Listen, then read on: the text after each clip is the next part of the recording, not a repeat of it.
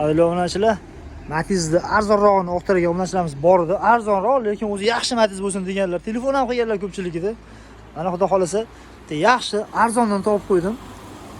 Xo'p, 2004-yil moshinaning kraskalari etida, betlarida, shu ustilarida bor ekan xolos. Gidada shu bir 20% ustida kraskasi bor ekan. Bunaqangi arkalar, eshik, nariga qanotda shunaqangi mayda chuda kraskasi bor ekan. Lekin mashina anchagina butun, vaqtcha butun desa ham bo'laveradi.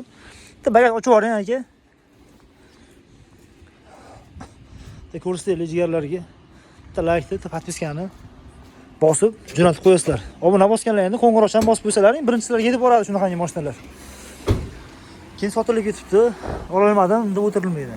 Mashina вообще butun pechat mashina. Buni metal yo'q ekan, metallarni olib qo'yishibdi. Endi metallari bizga kelguncha o'zi olingan ekan. Lekin yurishlari zo'r, holatlari ancha yaxshi. Xo'p, 2004 mosh turgan adres Qo'qonda. Aka, bunga generalni beriladimi, berilmaydimi? Beriladi generalni.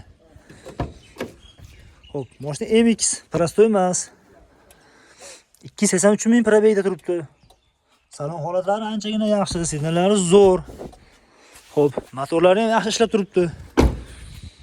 Balonlari yangigina pashti. Balon pashti yangi holatda ekan. Biletda 85% ekan, balonning holatini nimaga hisoblasangiz? Mashina o'zi ham tetik, zazorlari hamma yo'q joy-joyida turibdi. Shunaqa ekan, hozir o'tashlaridan, yurishlaridan bilinyapti o'zi aka. Zazorlari ham joy-joyida ekan, lekin hamma yo'q. Bitta podpiskani bosing jigar. Bitta like bosib jo'natib qo'yasiz.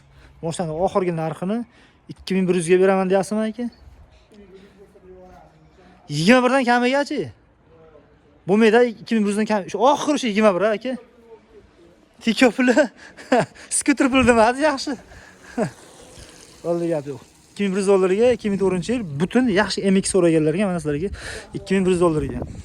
O Matizda 1900 ga qo'yganmiz, u ham sotildi sariq holatda. Bu $2100 ga endi bu vashi zo'r narsa bu. Oldim ishlarni ham. Jigar bosib boramiz.